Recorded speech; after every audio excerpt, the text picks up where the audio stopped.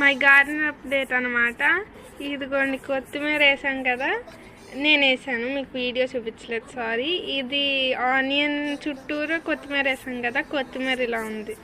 అలాగే మనం నేను షాప్లోంచి ఒక పసుపు కొమ్మును తీసి మట్టిలో వేసాను కదా, ఇప్పుడు దీన్ని వస్తుందన్నమాట.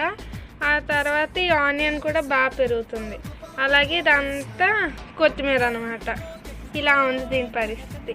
పక్కకు వస్తే ఇది మనం స్టోర్ నుంచి తెచ్చి నేను వేసింది, చిన్న ఉల్లిపాయ తెచ్చి వేసాను. ఇలా ఉందన్నమాట దీని పరిస్థితి.